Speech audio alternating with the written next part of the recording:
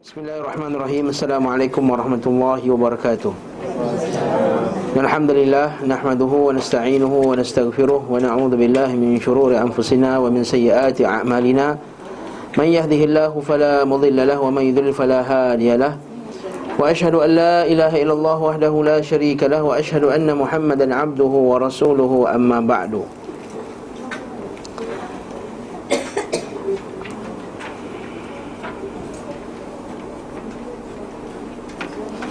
Nabi SAW dalam hadis yang sahih Nabi sebut al-ibadah fi waqtil haraj kal muhajir ilai. Kata Nabi SAW, siapa yang beribadah di waktu fitnah.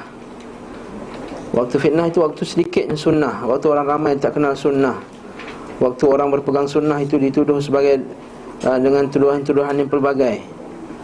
Maka kata Nabi SAW, kal muhajir ilai, seperti orang yang berhijrah kepadaku. Ganjaran dia besar. Sehingga Nabi SAW dan hadis sahih Nabi kata apa? Ajru 50, akan dapat ganjaran 50 kali ganda. Sehingga sahabat kata, ya Rasulullah, adakah 50 kali ganda tu 50 kali ganda kami ke 50 ganda diorang? Nabi kata 50 kali ganda kamu. Maksudnya 50 kali ganda sahabat Nabi SAW. Dalil bahawa mempelajari sunnah dan mengamalkan sunnah di zaman orang ramai tak kenal sunnah, waktu haraj dan juga waktu kesusahan ini, ganjaran pahalanya lebih banyak. Sebab apa? Nabi sebut kerana tidak ada yang membantunya, tidak ada orang yang membantu kita mengamalkan sunnah tadi, bahkan orang memusuhinya. Disambunglah pengajian kitab kita berkenaan dengan solat duha. Dan kita pada kuliah yang lepas kita terhenti dengan masalah muzik, masalah nasyid, sebab kita tersangkut di tengah-tengah perjalanan. Maka kita sambunglah pada kitab kita bab berkenaan dengan pendapat-pendapat yang mengatakan bahawa solat duha ini adalah sunnah. Jadi kita kata pendapat yang pertama mengatakan solat duha itu tidak sunnah langsung, Nabi tak kerjakan, bahkan dihukum bid'ah pula. Pendapat yang kedua pula mengatakan bahawa solat duha itu disunnah mengerjakan terus menerus. Ini bertentangan 100% dengan pendapat yang pertama tadi. Pendapat yang ketiga adalah dia diadakan dengan sebab yang tertentu ketika Nabi SAW masuk Makkah dan lain-lain. Dari ini kita masuk pada buku surat 494. Betul tak? 484 baru? Inna lillahi wa inna ilaihi raji'un. Oh, pasal lagu tu ya. Masya Allah. Kemudian Al-Hakim, kata penulis rahimahullah ta'ala, ke atas tu berkenaan dengan melagukan Quran, dia tersangkut tu, kan? Kemudian Al-Hakim dalam kitab Mustadraknya meriwayatkan Abdan bin Yazid menceritakan kepada kami, Muhammad bin Mughirah As-Sukri menceritakan kepada kami, Al-Qasim bin Al-Hakam Al-Urani menceritakan kepada kami, Sulaiman bin Daud Al-Yamami menceritakan kepada kami, Yahya bin Abi Kathir menceritakan kepada kami, Abu Salamah dari Abu Hurairah radhiyallahu an, dia berkata, Rasulullah sallallahu alaihi wasallam bersabda, sesungguhnya syurga memiliki pintu yang diberi nama pintu Ad-Duha.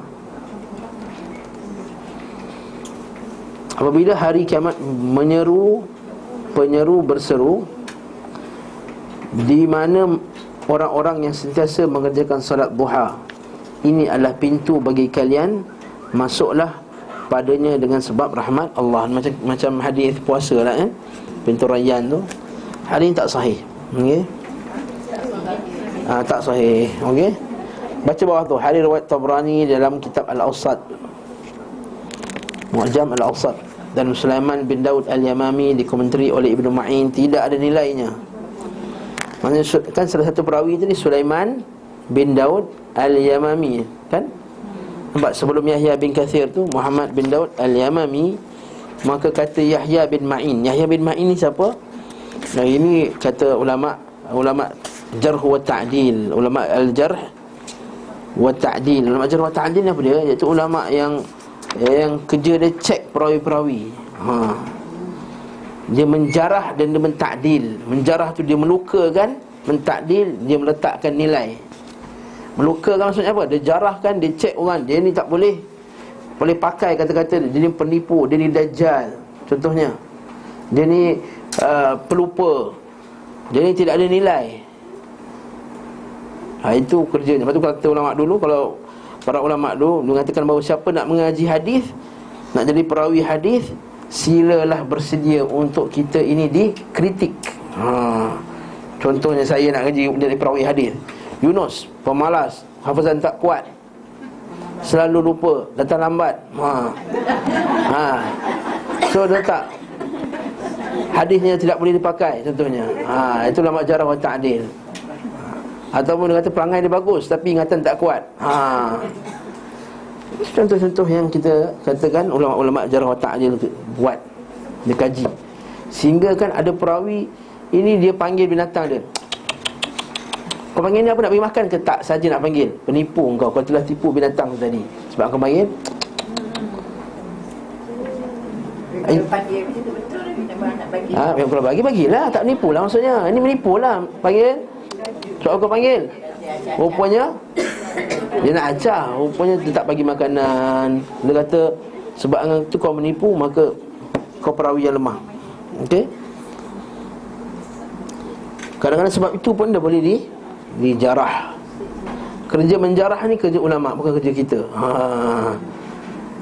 Kerja kita ngumpat. Okey. Al-jarh, al-ta'dil kerjanya para ulama. Dan sekarang jawab kerja jarh wa ta'dil lah. Al-Bukhari berkata hadisnya mungkar. Nampak? Menurut terminologi Al-Bukhari, bahawa seorang itu beliau anggap hadisnya mungkar, maka tidak halal meriwayatkan daripadanya. Masya-Allah. Sementara Ibn Hibban berkata lemah, dan seorang yang kata matruk, ditinggalkan hadisnya. Sedangkan Yahya bin Abi Katsir pula seorang mudallis.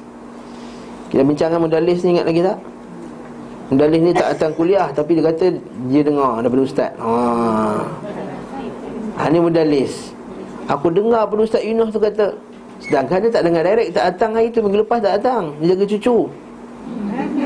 Contohnya.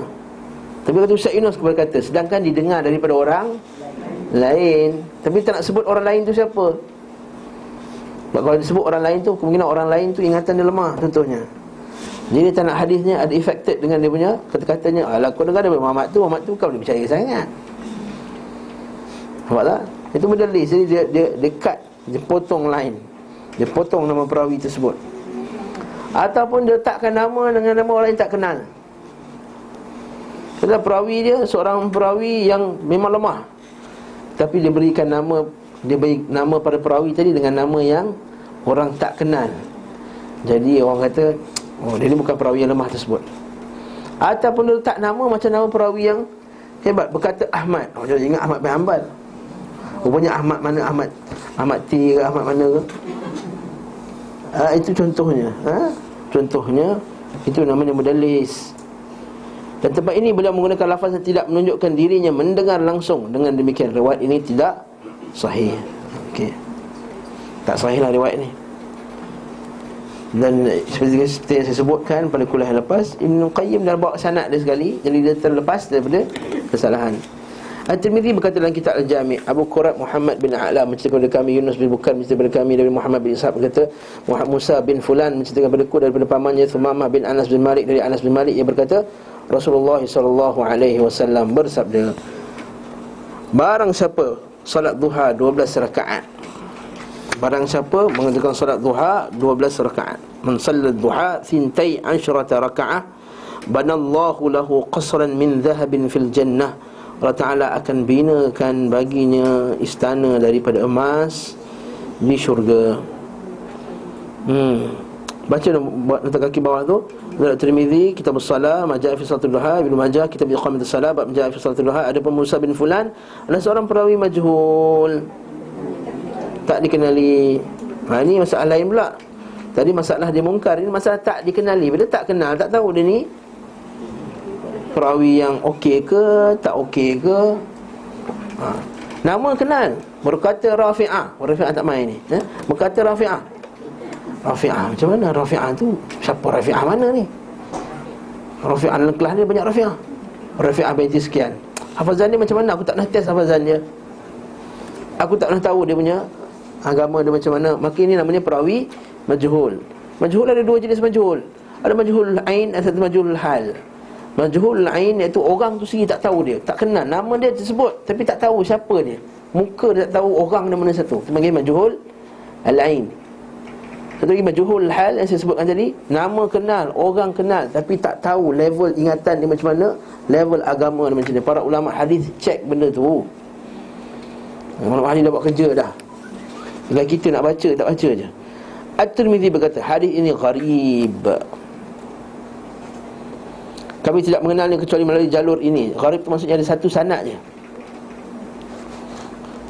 Imam Ahmad berpendapat bahawa hadis paling sahih sehubungan dengan solat duha adalah hadis Ummu Hani.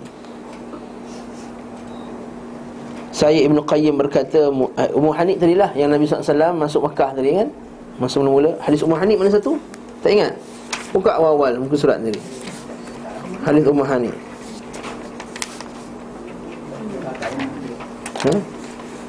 Yang kita lalu, Nabi SAW masuk Makkah tu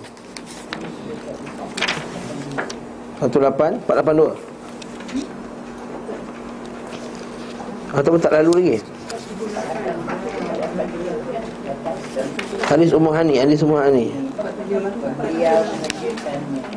Masa Nabi masuk Makkah kan, dah lalu dah. Yang panjang tu, Usab 478, perenggan ketiga tu. Aku nak salam mengerjakan salat duha pada saat safar 4 rakaat. Hadis Ummu Hani atas tu, perenggan kedua tu. Daripada Ummu Hani, Rasulullah SAW solat pada hari pembebasan kota Mekah sebanyak 8 rakaat. Dan saat itu adalah waktu duha. Itu hadis yang paling sahih kata Imam Ahmad. Maka hadis itu saja sudah cukup untuk mengisbatkan adanya solat duha.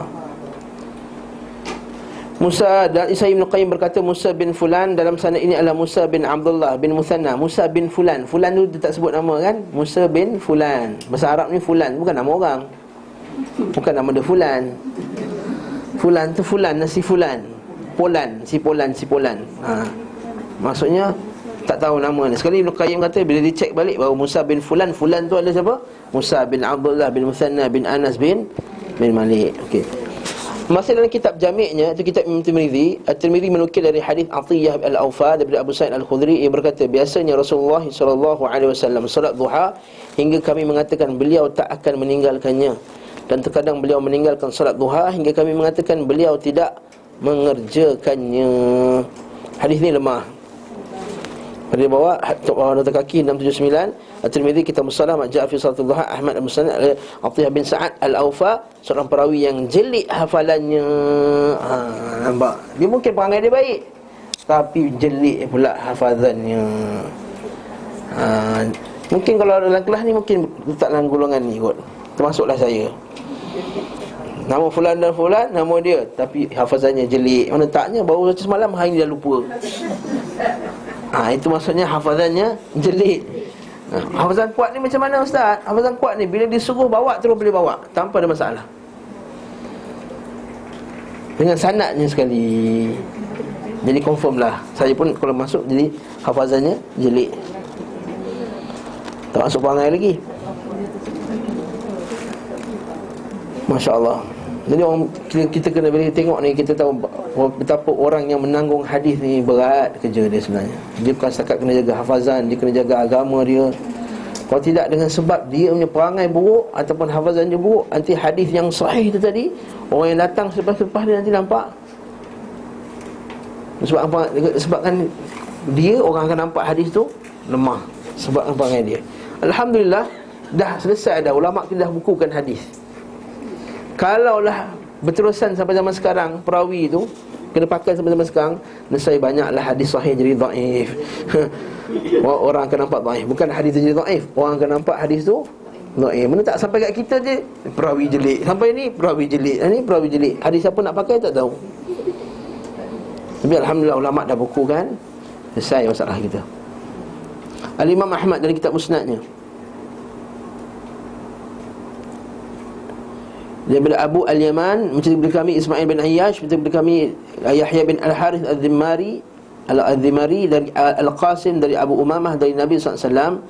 Barang siapa berjalan menuju salat fardu dan dia dalam keadaan suci, maka baginya seperti pahala orang yang haji dan ihram. Tengok sini boleh tahu macam dhaif.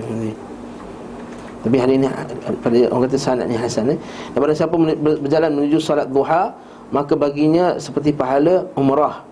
Solat yang mengiringi solat lain tanpa diselangi perkataan sia-sia di antara keduanya adalah kitab di Illiyin. Illiyin ni, wa ma adraka ma Illiyun. Tahu Illiyun? Illiyun tempat kitab-kitab orang-orang baik tu disimpan. Orang jahat Sijin. Abu Umamah berkata, pergi menuju masjid-masjid ini dan kembali darinya termasuk dalam jihad di jalan Allah. Ada riwayat Ahmad, dalamnya Yahya bin Harith Al-Dhimmari digantikan menjadi Yahya bin Khalid Al-Zuhari dan sanadnya hasan. Sanadnya okey. Diriwayatkan juga oleh Daud secara ringkas dengan lafaz salat yang mengiringi salat tanpa diselingi sia-sia antara keduanya adalah kitab Illiyin. Sanadnya hasan. Sanad hasan tak semestinya hadis itu sahih. Sanad ni bagus, tapi tak sepertinya hadis itu sahih.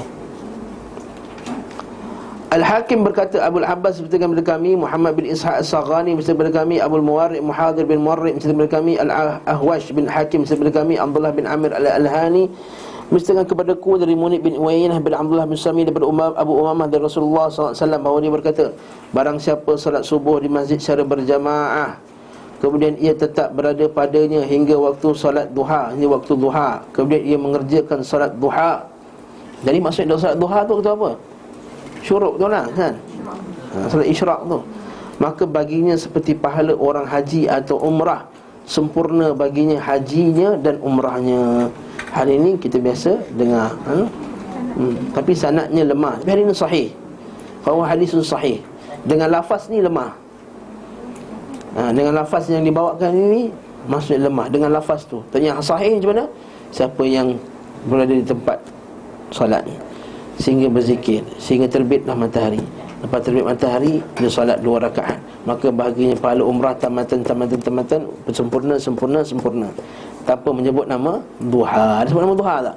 Tak. Jadi yang disebut nama duha ni sanadnya lemah. Ulama detail, dia bukannya ambil maknanya. Ulama bukan ambil maknanya. Bukan ustaz, hadis tu sahih ke ustaz yang kata zikir. Itu lafaz lain. Lafaz lain. Dia punya kata-kata tu lain. Dengan kata-kata tak ada sebut duha, maka itu lafaznya sahih. Yang ada sebut duha, maka sanadnya lemah. Sebab itulah ulama khilaf lagi masalah solat duha dengan solat isyraq ni. Ada ulama dia kata solat duha tu solat isyraq, solat isyraq tu solat duha. Cuma solat isyraq tu dibuat pada waktu yang awal. So ulama kata solat isyraq lah, solat duha bila dah panas nanti.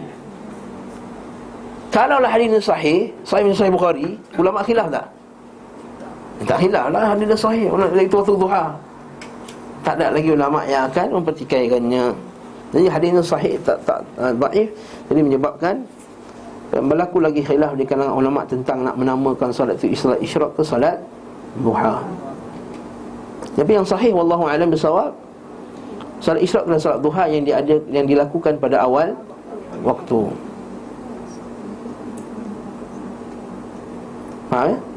Solat mana kita nak pegang? tak apa, itu nama je, tak apa. Kalau niat sunat dia bisa. Boleh. Ya. Tak payah kembang tak ya. Kalau yes, kalau buat, kalau anda berpegang kepada isyraq tu dengan duha, itulah dua solat yang berlainan, maka duha lain, isyraq lain. Tak salah ustaz boleh buat. Tak salah. Mazhab Syafi'i banyakkan rajih pendapat itu. Sebagai ulama, Syekh Al-Albani rahimahullah dalam kitab dia, juga dalam ceramah-ceramah dia banyak mengatakan bahawa isyraq itu adalah duha. Jadi isyraq itu adalah duha yang dilakukan pada awal waktu. Dan itulah dia kata awabin yang kita bincangkan sebelum ni. Itulah dia al-awabin yang diadakan pada awal waktu. Jadi itu sekadar pendapat. Wallahu ta'ala alam bisawab. Yang bergaduh bab nama pula, isyraq ke duha, duha ke isyraq. Sampai kita nak menyalahkan orang dalam masalah ni. Nak pegang mana-mana, ya, tak kisah dah pegang nama apa pun, janji semayang time tu. Ibnu Abi Syaibah berkata, Hatim bin Ismail menceritakan daripada Humaid bin Sakhar, daripada Abu Al-Maqburi, daripada A'raj, daripada Abu Hurairah radhiyallahu anhu, berkata, Nabi SAW mengutus pasukan, lalu mereka mendapatkan rampasan sangat banyak dan sangat cepat kembali. Seorang lelaki berkata, wahai Rasulullah, kami tidak pernah melihat ekspedisi yang sangat cepat kembali dan mendapat perapasan demikian banyak selain ekspedisi ini.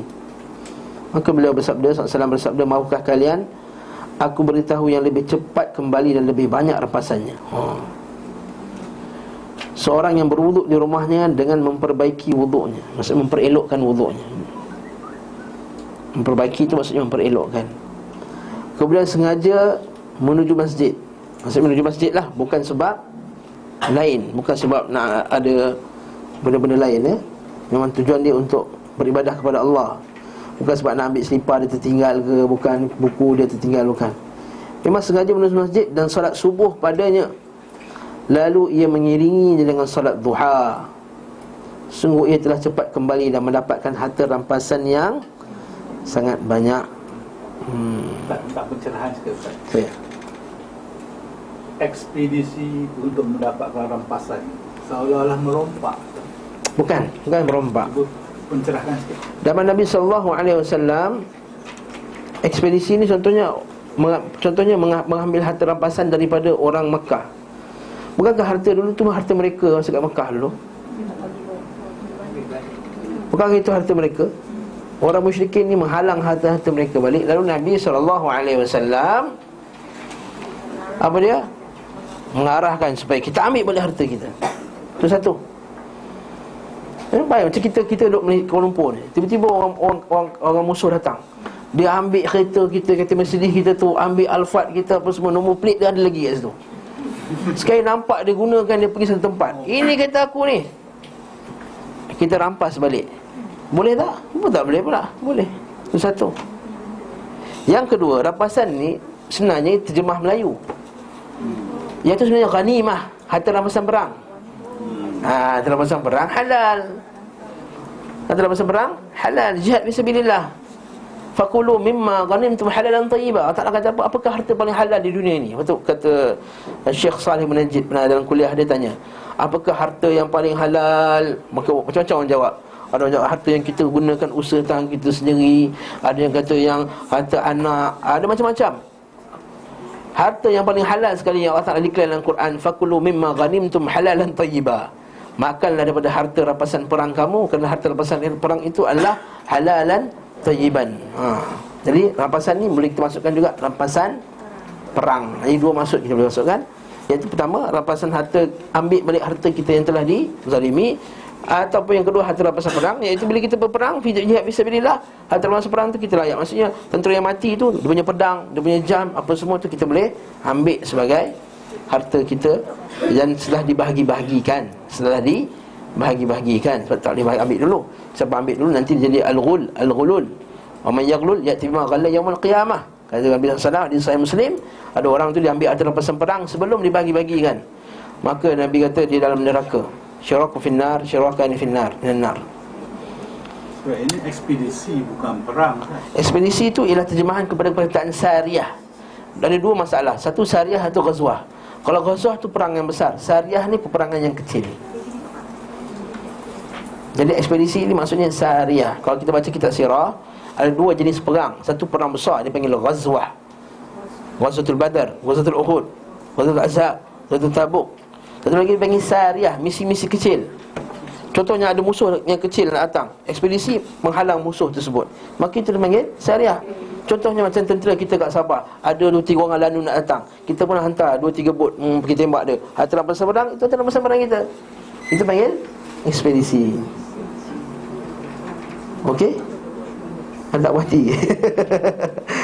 Mustahil Nabi SAW merompak. Mustahil Nabi SAW merompak. Nabi SAW kata merompak itu termasuk benda yang haram. Dalam sejarah tu orang-orang kafir Mekah ni bila dia balik ke Syam, dia ni ada, ya, betul, ikut satu route tu kan. Ya, betul. Itu maknanya orang kafir yang nak balik ke Mekah tu, ya, yang dia ekspedisikan ini.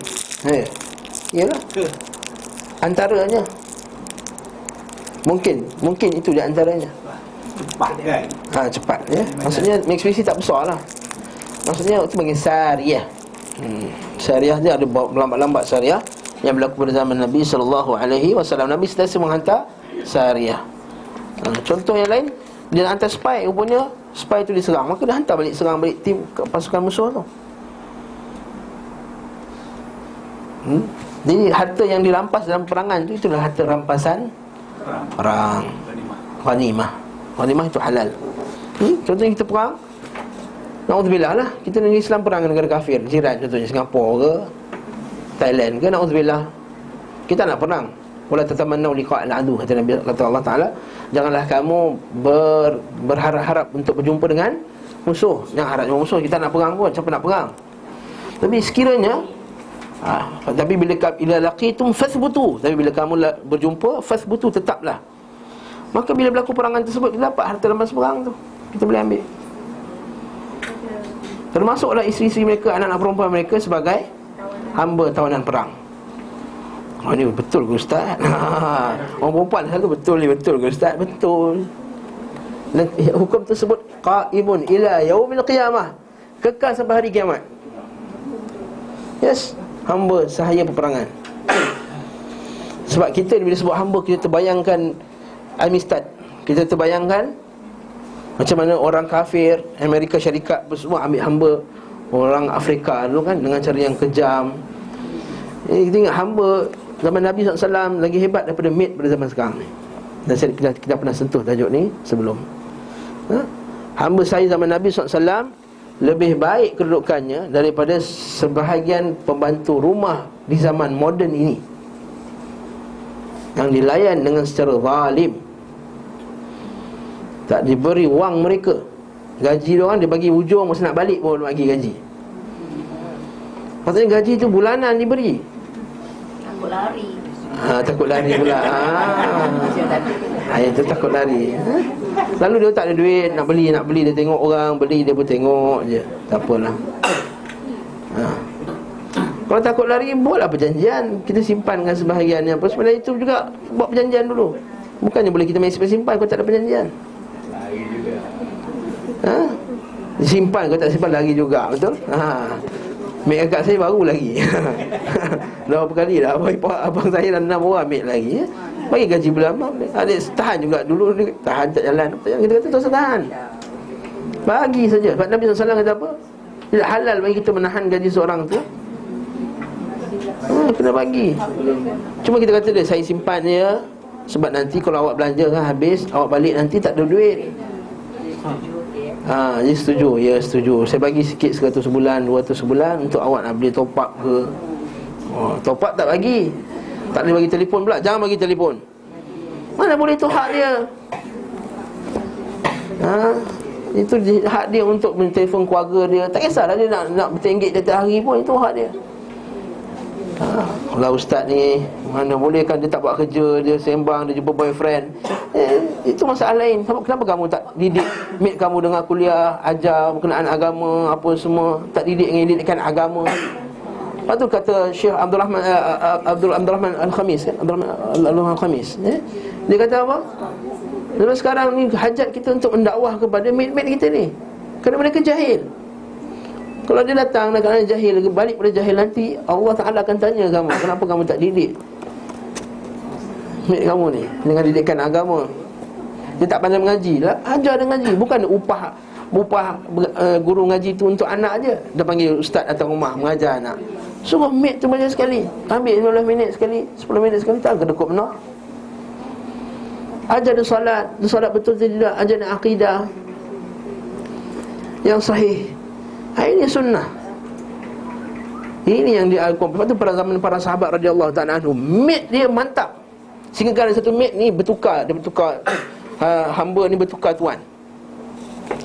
Tuan yang mula-mula tu setiap malam solat, setengah malam, dia tukar tuan yang baru tak solat. Kata tuan rumah ni teruk, mereka tidak bangun melainkan dah hampir-hampir subuh. Kalau kita dah hebat tu bangun hampir subuh tu, mereka ini tidak bangun melainkan ketika hampir subuh. La haula wala quwwata illa billah. Lalu dia nasihatkan dia punya tuan rumah dia. Dia nasihatkan tuan rumah dia tu, tuan dia tu, supaya bangun malam, beribadah apa semua. Ini kita kata maid yang masya-Allah dilatih dan didakwah yang terlebih hebat. Nabi SAW kata apa? Salasatun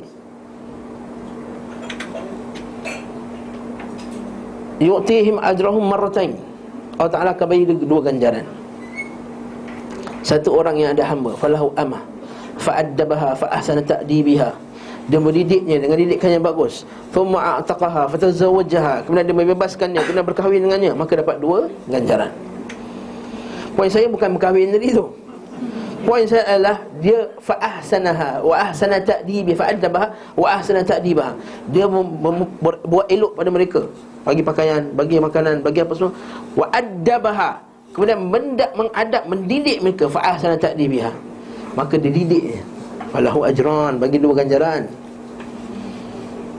Satu buat ganjaran bagi gaji, bagi dia kerja, bagi daripada dia susah apa semua. Yang kedua ganjaran mendidik dengan didikannya agama. Yang ketiga ganjaran yang membebaskannya. Yang 4 ganjaran dia kahwin dengannya. Lagi 4. Itu aduh. Itu cerita lain. Nak kahwin tak kahwin, itu cerita lain. Saya tahu kerana ramai perempuan dia sebut kahwin je, dia sensitif. Barakallahu fikum. Jadi poin saya tadi, asal jadi hamba pula ni. Hati pasal perang. Salah dia kan. Realiti dia sekarang. Kita ambil men, terutamanya daripada Indonesia. Dah dapat rupanya kita tahu yang dia tu ada suami kat Indonesia sana. Jadi dia macam mana tu kita imply orang yang ada suami? Itu kena tanya majlis fatwa ulama. Mufti insya-Allah. Itu cerita lain lah, kahwin-kahwin. Sehubungan dengan masalah ini terdapat hadis-hadis lain yang setelah disebutkan, namun itulah yang paling menonjol. Hadis tadi sanad dia bagus, sanad dia jayyid. Sanadnya hadis ini dikategorikan hadis sebagai sanad yang hasan. Maksudnya apa? Cepat. Maksudnya sembahyang duha tu banyak ganjaran dan cepat ganjaran dia dapat. Tak perlu pergi perang apa semua. Sehubungan dengan masalah ini terdapat hadis-hadis lain yang telah disebutkan, namun itulah yang lebih menonjol dalam hadis-hadis tersebut. Al-Hakim berkata, aku pernah bersama sejumlah imam hadis yang pakar, lagi accurate, Huffathul Athbat, bahasa Arabnya. Dan aku dapati mereka memilih jumlah ini, yakni 4 rakaat. Mereka mengerjakan salat duha sebanyak 4 rakaat kerana banyaknya riwayat-riwayat sahih yang menyatakan demikian. Ini pula yang menjadi pendapatku, dan kepadanya aku mengajak dalam rangka mengikuti berita-berita ma'thur serta meneladani para pakar hadis dalam perkara ini. Masya Allah. Maksudnya Imam Al-Qayyim pilih berapa rakaat? 4 rakaat. Ibn Jarir At-Tabari setelah menyebutkan riwayat marfu' tentang salat duha dan perbezaan jumlah rakaatnya, beliau berkata, tidak ada di antara hadis-hadis ini yang patut untuk ditolak, sebabnya meriwayatkan bahawa Nabi SAW salat duha 4 rakaat. Sangat mungkin ia melihat saat beliau SAW mengerjakan demikian. Maksudnya kemungkinan tu sangat kuat. Mereka melihat Nabi melihatnya, Nabi melakukannya. Sementara selain beliau melihat Nabi SAW mengerjakan 2 rakaat pada kesempatan lain. Lalu sahabat lain melihat beliau SAW mengerjakan 8 rakaat dalam kesempatan yang lain. Kemudian seorang mendengar Nabi SAW menganjurkan salat duha 6 rakaat.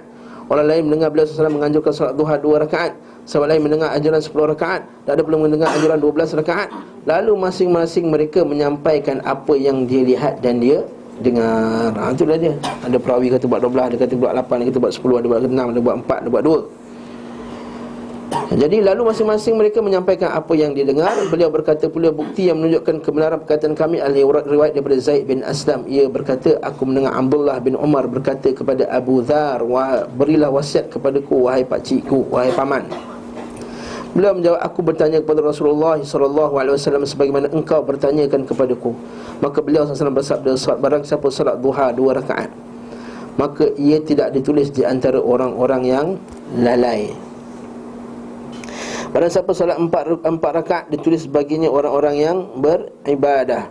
Barang siapa salat 6 rakaat, maka ditulis daripadanya ia tidak didapati dosa. Barang siapa salat 8 rakaat, maka ditulis baginya orang yang terus menerus ibadah. Dan barang siapa salat 10 rakaat, qanitin ya, sebab salat rakaat, maka Allah Ta'ala akan binakan rumahnya di syurga. Hadis ini riwayat Bazzar, sanad daripada Husain bin Atham bin Atha bin Yasar al-Madani. Abu Hatim berkata hadisnya munkar. Sementara Ibn Himman berkomen, ia tidak boleh dijadikan hujah bila menukil riwayat secara menyendiri. Maksudnya Al-Husain bin Atha ni, dia kalau seorang-seorang riwayat hadis, maka hadis tak dipakai lah, kecuali kalau ada penyokong. Maka adalah penyokongnya. Al-Munziri riwayatkan dalam Al-Targhib wa Tarhib daripada hadis Abu Darda. Hadis atas tadi daripada siapa? Abu Dhar. Ini hadis daripada Darda. Maksudnya riwayatkan At-Tabrani dalam kitab Al-Kabir dan para perawinya tergolong thiqah. Maka riwayat Al-Mundhiri daripada Abu Darda itu riwayatnya bagus. Menurut Musa bin Ya'qub Al-Zam'i dipersisihkan para ulama, lalu diriwayatkan dari sejumlah sahabat melalui beberapa jalur, dan inilah sanad yang terbaik. Maksudnya apa? Sanad yang mula-mula tadi, sanadnya hadisnya orang tu mungkar. Ibn Hibban kata tak boleh ambil hadis ni kalau dia menyendiri. Maksudnya kalau dia seorang je riwayat hadis tersebut. Tapi kalau ada geng-geng, ada dia punya penyokong riwayat lain, maka boleh pakai dia punya hadis. Jadi tu dia kata hadis ni bagus. Ya, sanadnya baik. Sanadnya jayyid. Sanadnya baik. Maksud bila kenapa ulama tak kata hadis ni sahih terus? Dia kata sanadnya baik sebab tak kaji habis lagi. Setakat tengok kaji sanadnya baik. Tu ulama hadis ni dia jujur, dia tak kata hadis tu sanadnya baik, dia kata hadis tu sahih. Kalau sanadnya hasan, dia terus declare hadis tu sahih. Tak seperti ahli bid'ah lain. Hadis sanad tu baik, jayyid, terus kata hadis yang sahih. Seperti yang diletakkan dalam akhbar-akhbar yang kita baca tiap-tiap hari. Dan sebagai penulis agama yang dajjal ini, dia bawakan hadis, contohnya kisah Ali radhiyallahu anhu masuk ke dalam kubur mak dia. Untuk supaya apa? Supaya nanti bila mak dia ke siapa dah, perempuan mana tak tahu, Allah alam. Lalu bila masuk nanti akan dapat pengampunan, barakah daripada dia. Nampak tak? Jadi dia kata hadis ni sanadnya bagus, sanadnya hasan. Terus dia kata hadis sahih. Dari situ dia tak boleh sanad bagus, jadi hadis sahih. Bila kita cek balik, rupanya hadis tu bukan sahih, sanad dia bagus. Belum lagi dihukumkan hadis tu sahih lagi. Ya, wallahu alam bissawab. Tapi ihtimal kuatlah, ada ihtimal yang kuat bahawa benda tu ada. Mujahid berkata Rasulullah SAW, satu hari solat duha 2 rakaat, pada hari lain 4 rakaat, pada hari lain 6 rakaat, pada hari lain 8 rakaat. Kemudian beliau meninggalkannya. Bukan meninggalkan terus, ada hari yang beliau meninggalkannya. Riwayat ini menjelaskan kebenaran apa yang telah kami katakan, iaitu adanya kemungkinan setiap perawi menukil tentang solat duha hanya menyampaikan apa yang dia lihat. Jika demikian halnya, maka pandangan yang benar adalah seseorang boleh mengerjakan solat duha sebanyak rakaat yang dia kehendaki. Maksudnya tidak ada penetapan sebenarnya berapa rakaat solat duha. Jadi semua boleh, 2 boleh, 4 boleh, 6 boleh, 8, 9, 10, 12, 14, 20 boleh. Sebab apa tidak ada penetapan? Sebab orang cerita apa yang dia nampak. Sama macam yang kita bincang sebelum ni, solat tarawih. Ibnu Humaid menceritakan kepada kami, Jarir menceritakan kepada kami daripada Ibrahim, seorang lelaki bertanya kepada Al-Aswad, berapa rakaat aku harus solat duha? Beliau menjawab, sebanyak yang engkau Allahu a'lam bissawab. Itu hujah orang yang kata solat duha itu sunnah, dikerjakan. Mari tengok pula penjelasan tentang mereka yang cenderung tidak mengerjakan solat duha pula. Kelompok kedua cenderung berpegang kepada hadis-hadis yang menyatakan Nabi SAW tidak mengerjakan solat duha. Mereka mengunggulkan hadis-hadis ini dari segi akurasi sanadnya. Maksudnya, habis itu ustaz, bukankah banyak hadis-hadis yang kita baca tadi? Takkan orang tolak? Dia bukan tolak, dia kata ada hadis yang Nabi tak buat, ada hadis yang Nabi buat. Tapi hadis yang Nabi buat ni hadisnya lagi mantap dari segi sanadnya. Lalu mereka merajihkan pendapat yang tak buat tu kerana hadis tu lagi kuat. Faham ke? Tak faham? Confused? Hadis tu lagi kuat lagi segi sanadnya, perawi dia lagi mantap, hadis lagi mantap. Okey. Imam Al-Bukhari meriwayatkan daripada Ibnu Umar bahawa dia tidak mengerjakan salat duha. Demikian juga Abu Bakar dan Umar. Ketika perawi bertanya bagaimana dengan Nabi SAW, beliau menjawab, aku kira beliau SAW tidak mengerjakannya. Maka Ibnu Umar, Abu Bakar, Umar. Jadi dia tengok benda ni, dia tengok soalan lagi kuat. Riwayat Bukhari pula tu. Okey. Waqi' berkata, Sufyan Al-Thawri bercerita kepada kami daripada Asim bin Qulaib daripada ayahnya daripada Abu Hurairah radhiyallahu anhu, ia berkata, aku tidak pernah melihat Rasulullah SAW mengerjakan salat duha kecuali satu hari.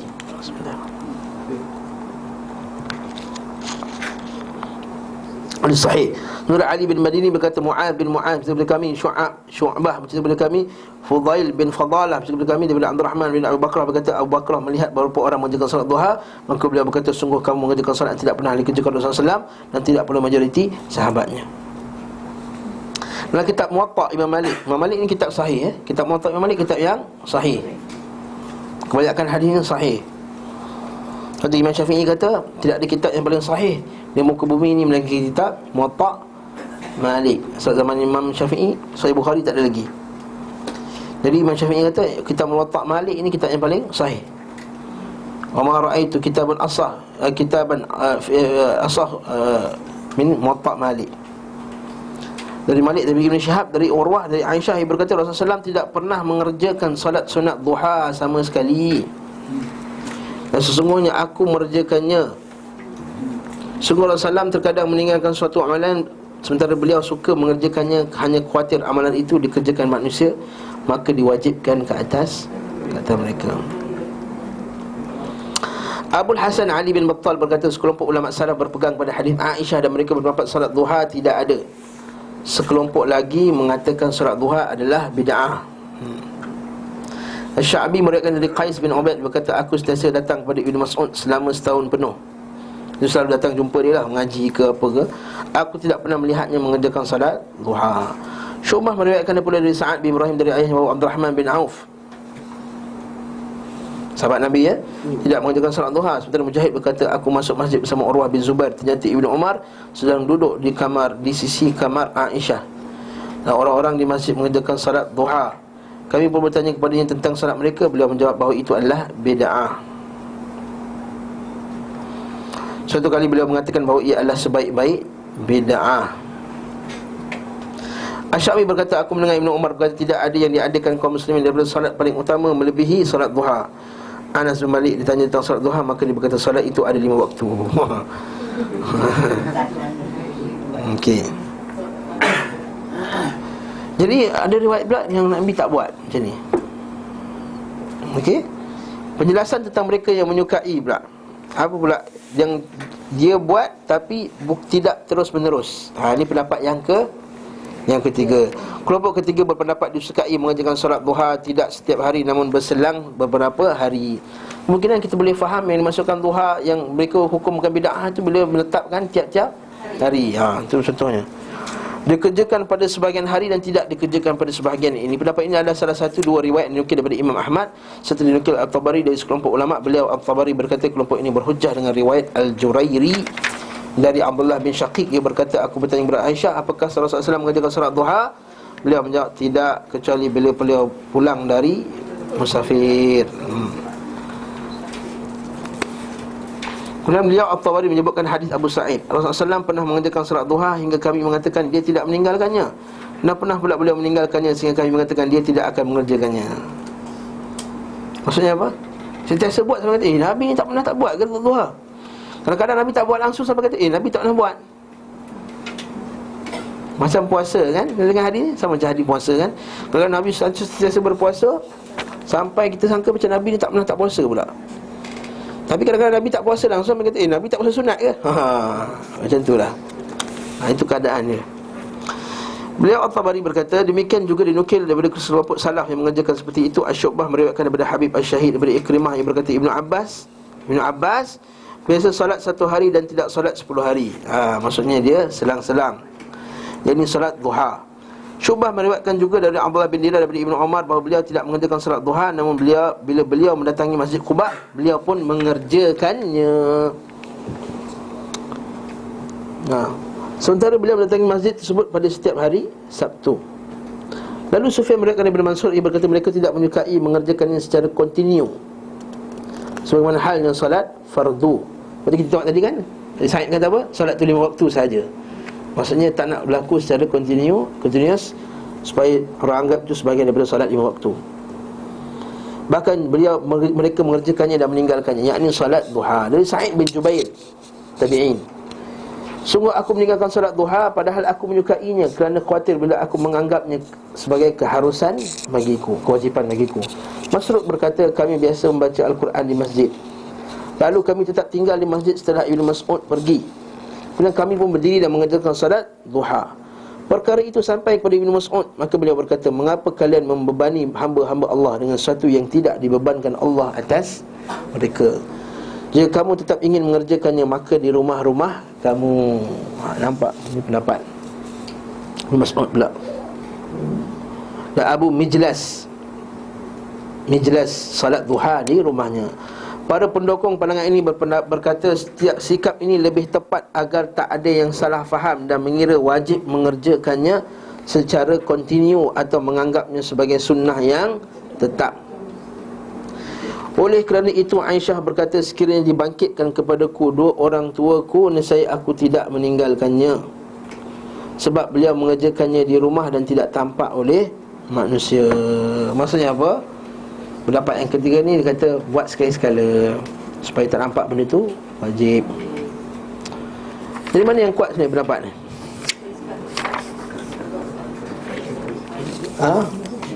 Nampak macam kuat sekali-sekala Kita pulang pada tuan-puan nak ambil pendapat yang mana. Saya tak nak orajihkan mana-mana. Tuan-tuan mengaji sendiri dan tanya sendiri. Tak pencerahan Ustaz. Surat 89 ni ada dua perkataan. Satu tu bid'ah, satu lagi sebaik-baik bid'ah. Jadi perkataan bid'ah tu berat tu. Jadi kalau boleh Ustaz explain ni, di sini apa maksud bid'ah dan apa maksud sebaik-baik bid'ah? Bid'ah sebab Nabi tak berterusan melakukannya. Jadi tapi kalau buat, Nabi pernah buat tak? Dia pernah buat. Jadi bid'ah tak? Dia sebenarnya tak bid'ah. Dia bid'ah dari segi bahasa. Sebab Nabi SAW tak buat lagi lepas tu. Tapi Nabi pernah buat tak? Pernah. Dia macam kes solat tarawih berjemaah. Ingat tak sebelum ni? Kan Ibnu Umar dia kata solat jemaah ketika sembahyang tarawih ini dengan satu imam, Ibnu Umar kata sebaik-baik bid'ah. Adakah maksudnya bid'ah yang dimurkai tersebut? Mustahil lah Ibnu Umar buat bid'ah yang dimurkai. Jadi bid'ah itu adalah bid'ah dari segi bahasa, iaitu benda yang dah lama kita tak buat, sekarang kita buat balik. Sebab zaman Nabi SAW, Nabi dah keluar, kemudian Nabi tak buat, tak berjemaah. Zaman Abu Bakar macam tu, zaman Umar mula-mula macam tu, kemudian dia. Jadi itu sebaik-baik bid'ah. Jadi sebaik-baik bid'ah itu bid'ah dari segi bahasa, iaitu benda itu kita tak buat sebelum ni, tapi Nabi pernah melakukannya. Jadi macam tu juga bila orang kata solat duha, Nabi pernah buat tak? Kan Nabi kata Nabi pernah buat, kemudian Nabi meninggalkannya. Jadi mereka menganggap bahawa itu adalah Nabi tinggalkan. Maknanya kalau yang Nabi tak pernah buat, itu bid'ah. Bid'ah mungkar lah. Bid'ah mungkar lah. Yes. Bid'ah yang baik ialah Nabi pernah buat dan Nabi tinggalkannya. Itu contoh. Termasuk juga bid'ah yang baik adalah benda-benda yang dunia, benda yang baru dalam masalah dunia, seperti pakai iPad ni. Ada ustaz yang tak faham masalah ni. Bila ceramah kat masjid, dia kata kalau lah benda itu bid'ah, maka zaman Nabi tidak ada ni. Kipas tidak ada, mikrofon tidak ada, ni dah. Kamera tidak ada, ni iPad tidak ada. Jadi jangan kita pakai. Benda ni bid'ah, dia kata. Maka ustaz tak faham makna bid'ah. Yang kita marah ni bid'ah ibadah, bid'ah segi akidah, perkara baru tidak ada contoh daripada Nabi SAW dari segi syarak. Itu kata Imam Syafi'i, bid'ah yang hasanah itu ma wafaqa sunnah. Apa yang mendapati sunnah, maka ia bid'ah yang baik. Mendapati sunnah, ia bid'ah yang baik. Dan bila kita baca contoh-contoh yang diberikan oleh para imam kita, contohnya seperti kumpulkan Quran, contohnya buat sekolah, contohnya buat penjara, contohnya membukukan ilmu-ilmu tertentu dalam satu buku, ilmu nahwu, ilmu fiqh. Dia tak sebut pun pergilah pergi berzikir terlompat-lompat. Dia tak kata macam tu. Bahkan baru-baru ni kita ada seminar dekat Perak. Mungkin ada orang dia kata, ustaz bukan bid'ah sunnah, bid'ah baik. Dia kata bahkan Imam Nawawi yang sebut bid'ah tu bid'ah jahat, bid'ah yang baik dan bid'ah yang buruk tu kan. Imam Nawawi kata, ya, Imam Syafi'i sebut ada bid'ah baik dan bid'ah yang buruk. Dalam buku dia sendiri, kitab Majmu', dinukilkan, disebutkan berapa banyak bid'ah. Contohnya sapu tengkuk bid'ah, tawaf ifadah ulang-ulang banyak kali bid'ah, baca Quran menetapkan surah tertentu ketika solat tarawih bid'ah. Dalam kitab Al-Adhkar, kalau datang kat kita lah, kalau saya buang kitab tu, saya buang kulitnya, tunjuk kat ustaz, ustaz ada orang ni hukum bid'ah, mesti dia tuduh Wahabi punya. Buka balik kotak kulit tu, ini Imam Nawawi rahimahullah. Nampak tak? Subhanallah. Tapi kita katakan bid'ah yang mungkar itu bid'ah dari segi ibadah, dari segi akidah yang tidak ada contoh dari Nabi SAW. Lepas tu Imam dia kata ini bid'ah yang baik. Sebab apa? Pernah ada contoh dari Nabi SAW, Nabi pernah buat, tapi kena Nabi tinggalkan. Sebab tak nak susahkan umat dia. Sama macam kes tarawih, Nabi pernah keluar, Nabi pernah buat, tapi Nabi tak teruskan sebab tak nak susahkan umatnya. Lalu Umar buat kerana mendapat bahawa itu lebih afdal, lebih baik berketika itu. Okey, bukan maksudnya kita boleh buat agama sesuka hati kita, nak buat macam mana pun. Allah Ta'ala alam. Yes. Maksudnya kalau kita buat sekali-sekala, tak kira kita ni tak istiqamah. Maksudnya oh, okey, tak macam tu pula. Kalau benda Nabi buat sekali-sekala, kita buat sekali-sekala, kita istiqamah lah tu. Istiqamah kerana apa maksud istiqamah?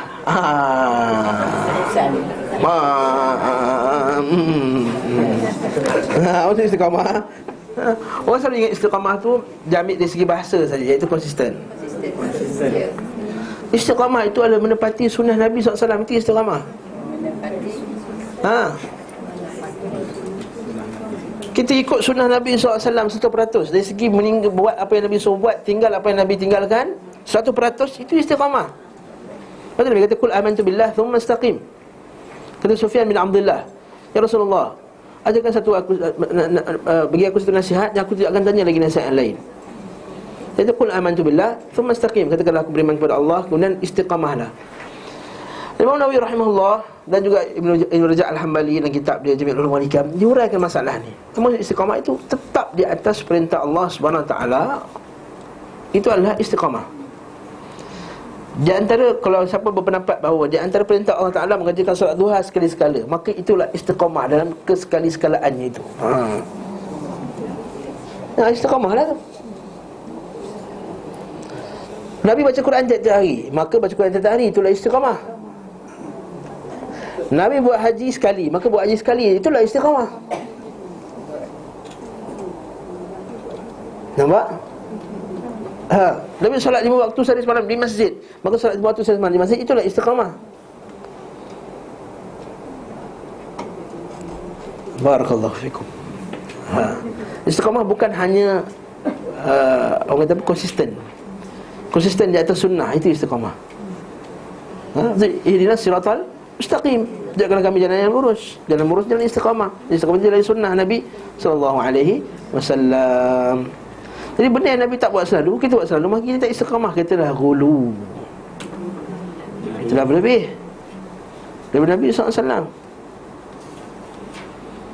Maka siapa yang mengurang pula apa yang Nabi SAW buat, maka kita telah jadi golongan yang tafriq, yang mengurang-urangkan pula apa yang Nabi SAW perintahkan. Maka istiqamah itulah ikut sunnah Nabi SAW. Berat yang berat. Satu hadis tu nampak senang, tapi berat. Mudah kena istiqamah. Mungkin ada orang boleh istiqamah. Saya istiqamah ustaz, tiap-tiap pagi saya baca Quran, tapi bila tengok TV, tengok agak benda yang haram, maka kamu tak istiqamah. Kamu belum orang yang istiqamah lagi.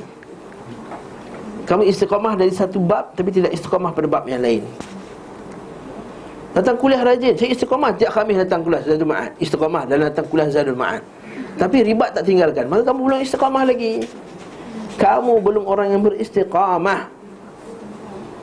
Masih lagi letak duit dalam saham-saham yang berlabur pada kaunter-kaunter yang haram, tidak patuh syariah, maka kamu belum lagi orang yang istiqamah. Sebab kat sini tajuk ni relevan kat tentang taklim. Kat Taman Tun. Kalau kat kampung tak sesuai saham pada apa wajib ustaz dia cakap. Barakallahu fikum ya. Itu maksud istiqamah. Maksudnya adalah amalan yang paling dicintai Allah kan, amalan yang sikit tapi istiqamah. Maksudnya Yes. amalan yang sikit tapi ikut sunnah. Yes, istiqamah macam sunnah Nabi, macam Nabi buat. Tapi yang Nabi sebut dalam lafaz tersebut ialah ahabbul a'mal indallah adwam. Nabi tak kata istiqam. Adwam, yang berterusan. Wa in qalla, walaupun sedikit. Nabi tak kata istiqamah. Nabi tak pakai lafaz istiqamah pada bab tu. Nabi kata adwamuha. Adwam, yang kamu sentiasa lakukannya walaupun sedikit. Itu tafsiran kedua kepada istiqamah, iaitu kita konsisten melakukan sesuatu kebaikan. Maksudnya kalau kita sedekah, konsisten sedekah tiap bulan. Baca Quran, konsisten baca Quran. Ya, jadi istiqamah dua makna. Satu makna yang dikendaki daripada syarak, iaitu adalah berterusan di atas jalan Allah Subhanahu Wa Taala. Wa anna hadza sirati mustaqiman, ini jalan lurus. Wala tattabi'us subula, jangan kamu ikut jalan-jalan yang lain. Fatafarraqu bikum an sabilih, maka kamu akan tersesat. Maka istiqamah atas sunnah. Dalam kitab-kitab ulama kita, kitab Al-Ibana, kitab Al-Lalikai, kitab-kitab ulama kita yang awal, dia selalu ada bab yang awal al-luzum sunnah. Dia kata arahan supaya berterusan di atas istiqamah, di atas sunnah. Ini babnya.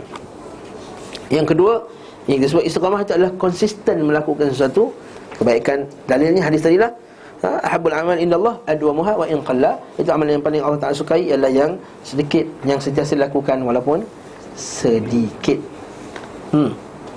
Contohnya istiqamah sembahyang dua rakaat. Walaupun duha ni boleh buat banyak. Jadi istiqamah sembahyang witir 3 rakaat, sedikit kan? Tapi kemudian dia konsisten 3 rakaat. Konsisten menghafal Quran satu hari setengah muka surat. Maka dia istiqamah dalam menghafal Quran. Tapi dalam bab solat duha, siapa yang ambil pendapat bahawa Nabi buat sekali-sekala, maka sekali-sekala itulah istiqamah. Sekali-sekala itulah yang menepati sunnah. Siapa yang ambil pendapat demikian, namun yang rajih di kalangan majoriti mazhab, seperti mazhab Syafi'i, mengatakan dia sunnah secara berterusan.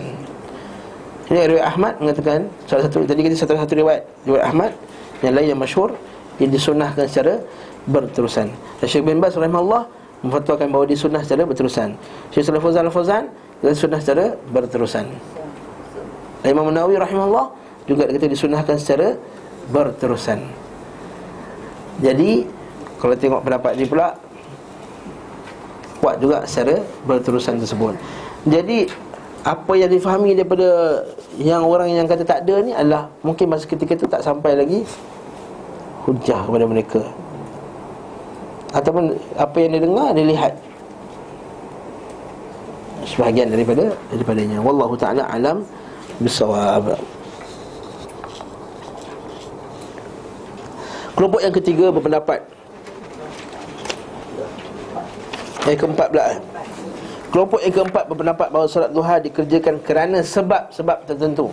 Yang empat satu buat berterusan, yang kedua tak payah buat langsung, yang ketiga buat sekali-sekala tinggal, yang keempat buat ketika ada sesuatu sebab saja.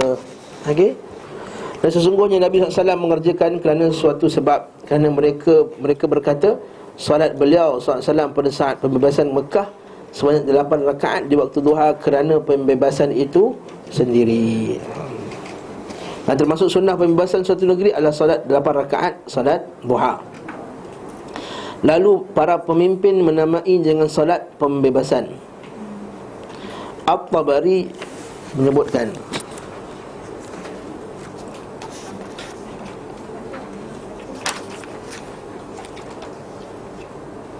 saya kata Nabi apa istilah salatul fathi, betul tak?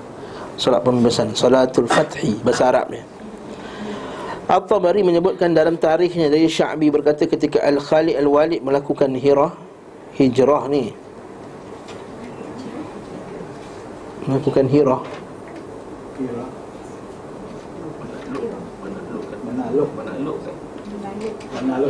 Menakluk Hira. Kalau Hira, menakluk Hira tempat lah kat Iraq. Hira ialah nama tempat yang orangnya Haruri tu dekat Iraq. Yang kemudian tempat itu telah menjadi tempat orang Khawarij. Hira. Lepas itulah orang tu digelar sebagai Haruri. Bila Aisyah radhiyallahu anha, bila orang tanya dia kan, solat fardu tak payah qada, puasa kena qada. Kan, betul tak? Oh, haid. Kenapa pula Aisyah? Sedangkan solat lagi besar daripada puasa, kalau ikut logik kan. Dia solat tak payah qada kan. Maka Aisyah kata, aharuriyatun anti, adakah kamu daripada Hirah ni? Sebab pada zaman Aisyah, Hirah tu dah jadi tempat Khawarij yang pakai akal. Jadi siapa yang pakai akal maka dia Khawarij.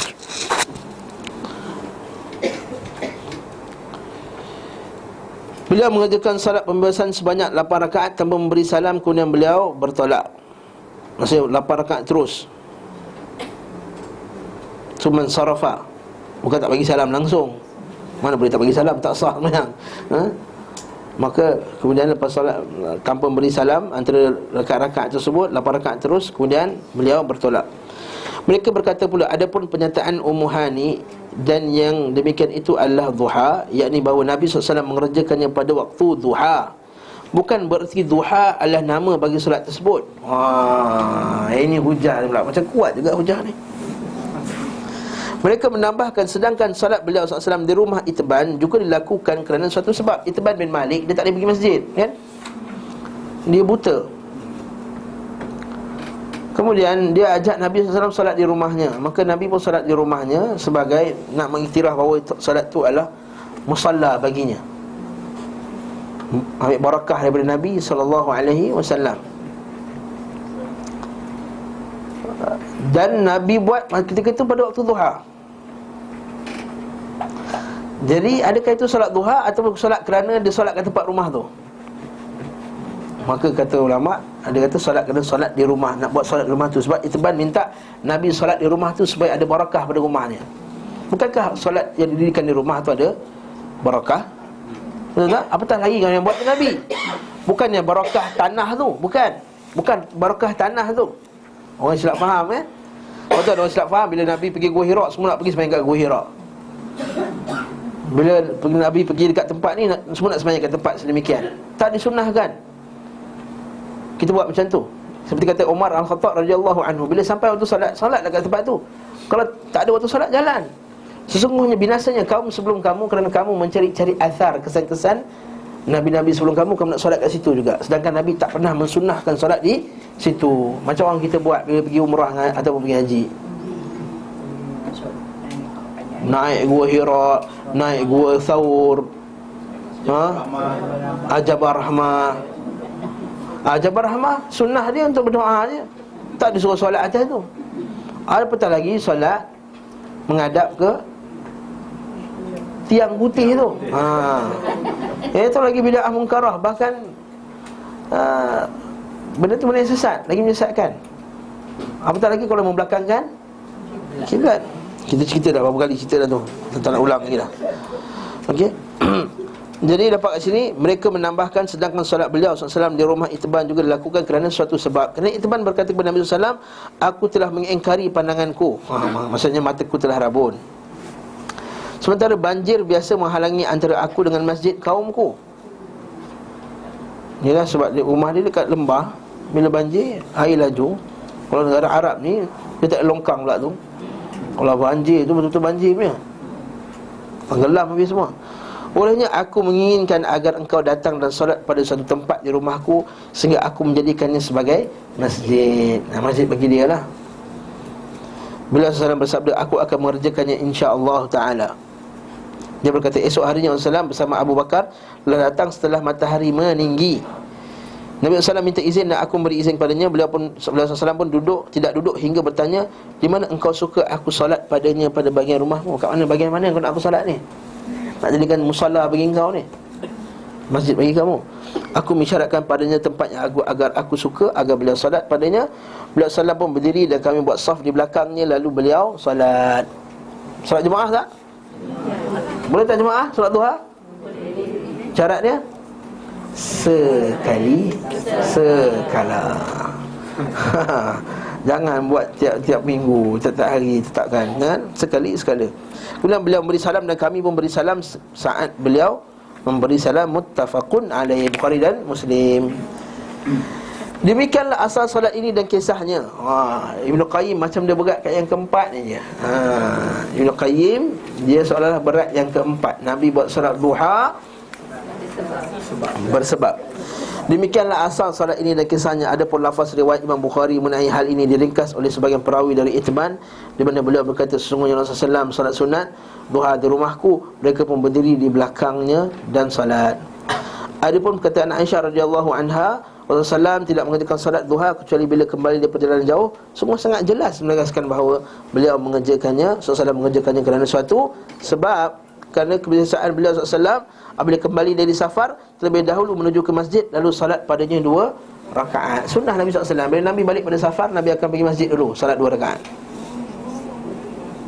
Jadi kita boleh juga, kalau kita balik safar jauh, kita pergi masjid, kita salat 2 rakaat dekat masjid dulu. Inilah petunjuk beliau SAW, dan Aisyah radhiyallahu anha mengkhabarkan keduanya sekaligus. Dan beliau pula yang berkata Rasulullah SAW tidak pernah mengerjakan salat duha sama sekali. Jadi kita gabunglah dua-dua tu. Aisyah satu hadis kata tak pernah salat duha, yang kedua Nabi salat duha ketika balik daripada safar. Jadi difahami bukan nama tu salat duha, difahami bahawa Nabi ketika balik sampai-sampai dari safar tu waktu duha. Jadi Nabi salatlah. Okey. Inilah petunjuk beliau SAW. Yang tadi baca dah.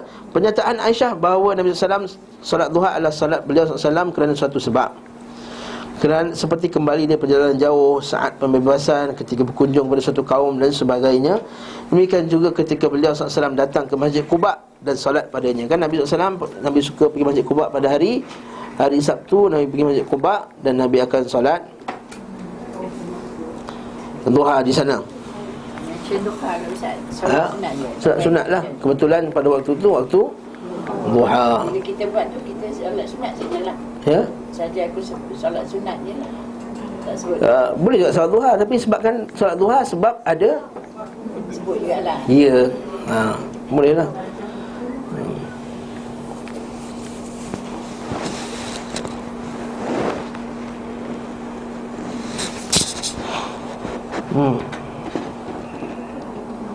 Apa lagi? Serupa dengannya apa yang dilakukan Yusuf bin Ya'qub, Muhammad bin Abu Bakar, bersama kami Salamah bin Rajab, bersama kami Abu Ash-Sha'sa, bersama kepada kami. Dia berkata, aku melihat Ibnu Abi Aufa, Abdullah bin Abi Aufa salat duha 2 rakaat ketika diberi khabar gembira tentang kepala Abu Jahal. Maksudnya dalil bahawa boleh bergembira dengan kematian orang jahat. Janganlah kata apalah kau ni suka orang mati. Ya, orang tu jahat, alhamdulillah dia mati. Kematian ahli bid'ah contohnya, kematian seorang ahli jamiah contohnya, kematian orang yang mendakwahkan kepada liberal contohnya, itu alhamdulillah Allah Ta'ala matikan dia. Ya. Ya, alhamdulillah. Boleh sebut. Seperti Imam Ahmad kata, wahai Imam, matinya seorang ahli bid'ah pada zaman dia, boleh tak kita bergembira? Dia kata, kalau orang mukmin tak bergembira dengan benda ni, nak gembira dengan apa lagi? Kalau orang mukmin tak bergembira dengan benda khabar macam ni, kita nak bergembira dengan apa lagi? Maksudnya kita bergembira dengan kematian orang jahat. Alhamdulillah.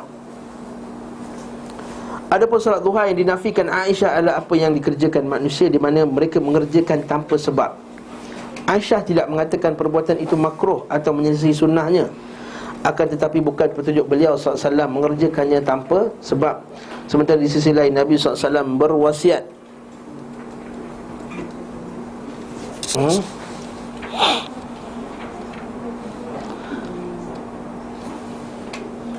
untuk mengerjakannya, menganjur, memotivasikan untuk melakukannya. Beliau SAW biasa merasa cukup dengannya sebagai pengganti solat malam. Allah SWT berfirman, dan dia yang menjadikan malam dan siang silih berganti bagi orang yang ingin mengambil pelajaran dan orang yang ingin bersyukur. Ibnu Abbas, Hasan dan Qatadah berkata, penukar dan pengganti di mana salah satunya menempati posisi yang lain, barang siapa luput daripada satu amalan pada salah satunya, maka ia dapat menggantikannya pada yang satunya. Maksudnya Nabi SAW solat duha kalau tertinggal waktu tahajud, maka Nabi juga salat duha. Bersebab tak? Bersebab. Qatadah berkata, tunaikanlah untuk Allah dari amal-amal kamu dengan sebaik-baiknya pada malam dan siang. Sesungguhnya keduanya sebagai wadah yang menggiring manusia, membawa manusia kepada ajal-ajal mereka, mendekatkan semua yang jauh, merusuhkan semua yang baru, mendatangkan semua yang dijanjikan hingga hari kiamat. Faham ke tu? Masa amal pada waktu malam, pada malam dan siang. Sebab malam dan siang nak akan bawa manusia kepada ajal dia, betul tak? Siang malam, siang malam, siang malam, siang malam, sampai ajal kita. Maksud dia. Syakib berkata, seorang laki-laki datang kepada Umar bin Al-Khattab radhiyallahu anhu dan berkata, telah luput dariku salat tadi malam tadi. Umar berkata, dapatkanlah apa yang luput darimu di waktu malammu pada siang harimu. Dalil bahawa kita boleh qada pada waktu siang. Ini bukan sekadar salat malam, hatta Al-Quran, bacaan kita, man nama an hizbihi, siapa yang tertidur daripada hizibnya pada waktu malam, maka bacaannya pada waktu siangnya seperti bacaannya pada waktu malamnya. Siapa yang tertidur, ya, dapatkanlah apa yang luput darimu pada waktu malammu pada siang harimu, kerana Allah SWT menjadikan malam dan siang silih berganti pada siapa yang ingin mengingat Allah atau ingin bersyukur berdasarkan ayat Furqan tadi. Mereka berkata, perbuatan para sahabat radhiyallahu anhu juga mendukung pandangan ini. Ibnu Abbas salat duha pada suatu hari dan tidak mengerjakannya 10 hari. Adapun Ibnu Umar tidak mengerjakannya, namun beliau datang ke Masjid Quba, maka beliau pun mengerjakan solat tersebut, di mana beliau datang ke masjid itu setiap hari Sabtu baca Nabi SAW buat.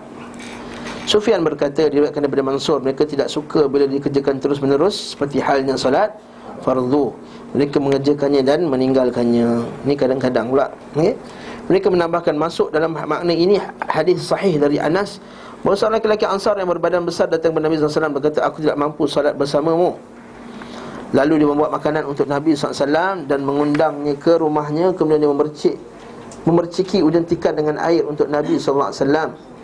Maka beliau SAW salat di atas tikar itu 2 rakaat. Nabi dia percik dengan air, tikar dia kering, nak bagi lembab sikit supaya Nabi boleh sujud dengan selesa di atas tikar yang kering tadi. Bukan nak suruh basahkan Nabi.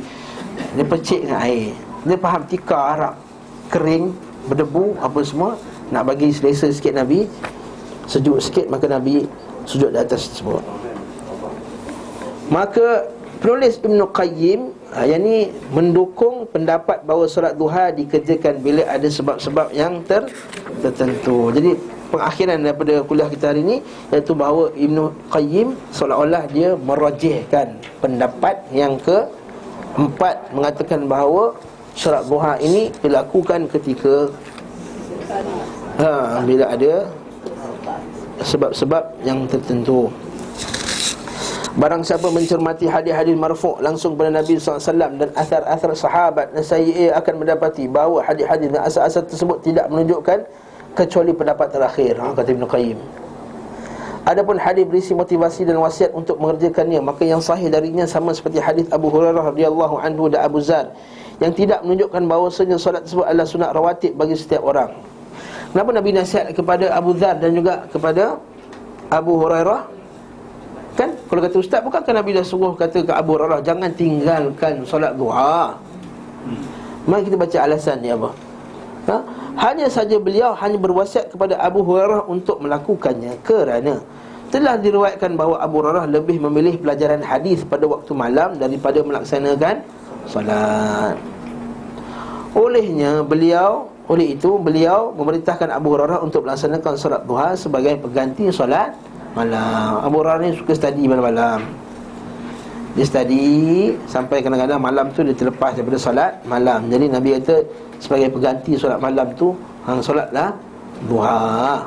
Maksudnya Nabi SAW merintah kepada Abu Hurairah untuk tidak tidur sebelum melaksanakan solat witir. Betul tak? Sebab apa? Maknanya dia tak bangun malam, dia bangun subuh terus. Sebab dia tidur lewat, sebab dia mengaji. Dia baca kitab, dia baca hadis Nabi SAW, dia ngaji semua. Bila dia dah mengantuk, dia solat witir sebelum tidur. Bila dia bangun untuk solat subuh.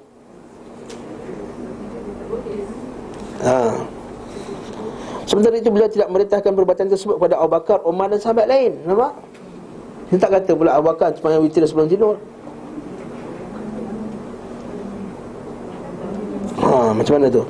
Sebagian besar hadis dinukil daripada masalah ini sanad-sanad menjadi perbincangan di kalangan ulama, sebagiannya munqati', terputus, sebagian lagi maudhu', palsu. Betul kita tengok tadi Ibnu Qayyim bila bab digalakkan melakukan, dia bawa semua hadis dengan komplit, dengan sanad-sanad sekali. Sebab apa? Dia nak tunjuk kepada kita, nampak hadis-hadis ni semua hadis yang tak sahih. Semua sanadnya hasan, sanadnya jayyid, tapi tak ada ulama yang hukum dia sahih. Jadi dia kata apa? Munqati', sebagian lagi maudhu', palsu, yang kita tengok sebelum ni, tidak halal dijadikan hujah. Seperti yang diriwayatkan oleh Anas bin Nabi SAW, barang siapa terus-menerus melakukan salat duha, tidak meninggalkannya kecuali kerana satu sebab, maka aku dan dia berada dalam perahu terbuat daripada cahaya laut yang terbuat dari cahaya. Hadis ni hadis palsu. Hadis palsu. Macam tu 694. Dalam kitab Ilmu Hadis dikatakan dengan Duraid, salah satu perawi dia. Dan ini adalah kesalahan penulisnya. Az-Zahabi berkata dalam kitab Mizan, dia seorang pendusta, mengklaim pernah mendengar hadis dari Malik Ats-Tsauri dan ulama besar. Beliau mengaku pula lahir pada tahun 130 Hijrah. Ibnu Hibban berkata dia biasa memalsukan hadis atas nama Humaid At-Tawil. Sama lah juga yang bawa hadis, kata ada orang lelaki sahabat tu pergi kubur Nabi tu. Dia kata ada seorang lelaki pergi kat kubur Nabi SAW, kemudian dia berdoa, kemudian dia minta kat Nabi, ya Rasulullah, bantulah kami. Sekarang ni, semalam tu dia mimpi. Hadis itu hadis yang diriwayatkan oleh seorang perawi yang palsu, yang suka memalsukan hadis. Tapi puak-puak ni, puak-puak kubur ni bukan faham masalah ni. Dia bawa hadis ni letak dalam surat khabar, letak dalam buku orang, disebarkan dalam ceramah-ceramah. Perawi dia bernama Saif, salah satu nama perawi dia bernama Saif, mengatakan bahawa yang melakukan itu sahabat namanya Bilal. Bukan Bilal bin Rabah, Bilal bin lain. Salah satu nama dia Bilal juga. Bilal tu dia pergi ke kubur. Perawi yang mana tu Saif. Saif ini suka memalsukan hadis, kata para ulama hadis. Tapi perempuan ni tak faham. Dia ambil juga hadis ni, dia letakkan dalam kitab dia. Dijadikan hujah, mengatakan bahawa boleh pergi mohon dekat kubur Nabi SAW, mohon kepada Nabi direct. Ya Rasulullah, bantulah kami, sekarang kami ada masalah ekonomi kat Malaysia, contohnya. Dia kata halal buat perbuatan macam ni. Ini adalah perbuatan syirik kepada Allah Subhanahu Wa Taala. Ini adalah perbuatan penyembah kubur. Sama juga hadis ni, perawinya suka memalsukan hadis. Adapun hadis Al-Ya'la bin Ashdaq dari Abdullah bin Jarrad bin Nabi SAW, barang siapa di antara kamu mengerjakan salat duha, maka hendaklah mengerjakannya dengan menghamba. Kerana seorang mengerjakannya pada 1 tahun penuh pada satu masa, kemudian melupakannya dan meninggalkannya, maka salat itu akan merindukannya sebagaimana unta betina merindukan anak yang hilang. Dengar benda tu Sungguh mengherankan bagi Al-Hakim, mengapa dia berhujah dengan hadis ini yang sepertinya. Beliau telah mengutip hadis ini dalam kitabnya yang dikhususkan untuk membahas salat duha. Sungguh ia termasuk naskah yang dipalsukan atas nama Rasulullah SAW, yakni naskah Ya'la bin Al-Ashdaq. Ibnu Adi berkata, Ibnu Adi antara ulama yang mengumpulkan hadis-hadis palsu. Kerja dia kumpulkan hadis palsu. Bukan suruh kita amal dengan hadis palsu tu, suruh kita senang cek lepas ni hadis palsu ke tak palsu hadis tersebut. Al-Ya'la bin Al-Ashdaq meriwayatkannya dari pamannya Abdullah bin Jarrad daripada Nabi SAW, hadis-hadis mungkar dalam jumlah yang cukup banyak. Dia dan pamannya, pakciknya tidak dikenal di kalangan ahli hadis. Sampai berita kepadaku daripada Abu Mishar, dia berkata, aku bertanya kepada Ya'la bin Al-Ashdaq apa yang didengar oleh pamanmu daripada hadis Rasulullah. Beliau menjawab, kitab Al-Jami' karya Sufyan. Dia reka ni, aku dengar Jami' daripada Sufyan, Muwatta' daripada Malik, kemudian Al-Fawaid. Abu Hatim bin Hibban berkata, Al-Ya'la pernah bertemu Abdullah bin Jarrad. Setelah beliau berusia lanjut, maka berkumpul panjang orang-orang yang tak memiliki agama. Jadi siapa yang suka hadis palsu ni, orang yang tak memiliki agama sebenarnya, orang yang tak ada agama sebenarnya. Mana mungkin orang yang suka agama suka dengan hadis palsu? Lalu contohnya hadis palsu dia hadis Nur Muhammad, hadis palsu. Lalu mereka memalsukan sekitar 200 hadis untuknya. Maka dia pun menceritakan hadis-hadis itu tanpa ia sedari. Inilah yang dikatakan kepadanya oleh para syekh kami, apakah yang engkau dengar daripada Allah bin Jarad? Maka dia menjawab, naskah ini datang daripada Jami' karya Sufyan, sungguh tidak halal meriwayatkannya darinya dalam kondisi bagaimanapun. Tak halal diriwayatkan daripada Allah bin Jarad tadi, sebab dia penipu. Begitu pula hadis Umar bin Subh daripada Muqatil bin Hayyan, iaitu hadis Aisyah terdahulu yang berbunyi Rasulullah SAW biasa salat duha sebanyak 12 rakaat. Inilah hadis panjang disebutkan dalam Hakim dalam kitabnya As-Salatul Duha. Hadis ini maudhu', palsu. Perawi yang tertuduh memalsukannya adalah Umar bin Subh. Imam Al-Bukhari berkata, Yahya menceritakan kepadaku dari Ali bin Jarir, dia berkata, aku mendengar Umar bin Subh berkata, aku telah memalsukan khutbah Nabi SAW. Dia reka. Ada setengah yang palsukan hadis ini mengaku. Sebab dia kata, yelah orang semua dah asyik baca buku lain je, kan, asyik baca novel Harry Potter je semua. Apa kata kita buat satu buku? Kata yang orang sebarkan tu, orang buat hadis fadlat-fadlat Ramadan. Tujuan dia baik, tujuan dia baik. Betul lah, satu puak yang suka palsukan hadis daripada puak Karamiyah. Dia palsukan hadis. Dia kata, kami bukan palsukan hadis untuk buat jahat, kami palsukan hadis untuk orang beramal soleh. Apa salahnya? Orang kata, mana boleh? Innal kadhiba alayya laysa kakadhibi ala ahad. Man kadhaba alayya muta'ammidan falyatabawa maq'adahu minan nar. Sungguh dusta atas nama aku tak macam dusta atas nama orang lain. Pada dusta orang lain itu dosa tak? Dosa. Dari riwayat Abu Daud sampai mengatakan saudaranya mengatakan sedemikian dan demikian, sedangkan dia tidak mengatakannya, maka di atas cairan besi panas sehingga dia tarik balik kata-kata tersebut. Itu kalau orang biasa. Kalau Nabi SAW, Rasul kata, la inna kadhiba alayhi laysa kakadhibi ala ahad. Jadi Imam Bukhari kata Umar bin Subh ini apa dia? Suka memalsukan hadis. Ibn Hibban berkata dia memalsukan hadis atas nama perawi siqah terpercaya. Dahlah tu menipu pula, lepas tu dia nisbahkan kepada perawi-perawi yang bagus.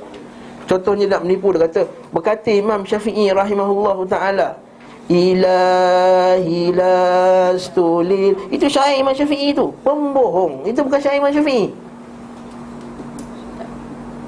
Itu bukan syair Imam Syafi'i. Jadi bila ustaz-ustaz kata itu syair tak payah makan lah, syair tu bukan syair bin Nabi pun.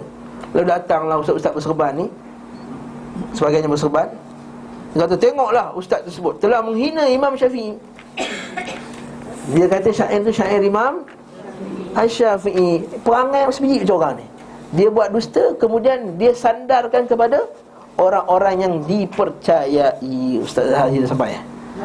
Wallahu ta'ala alam bisawab. Yes. Bersyair tu dapat pahala ke? Tak dapat pahala. Zikir dapat pahala. Itu bukan zikir. Itu bukan zikir pun. Lepas tu kita masukkan dalam zikir. Zikir apa yang Nabi ajar sallallahu alaihi wasallam. Untuk keluarkan, untuk sebagai hiburan yang islami. Lagu juga. Sekali-sekali nak dengar, untuk tak nak bosan, tak ada masalah. Tapi berdusta di atas nama Imam Syafi'i, itu yang kesalahan yang besar. Wallahu ta'ala alam bisawab.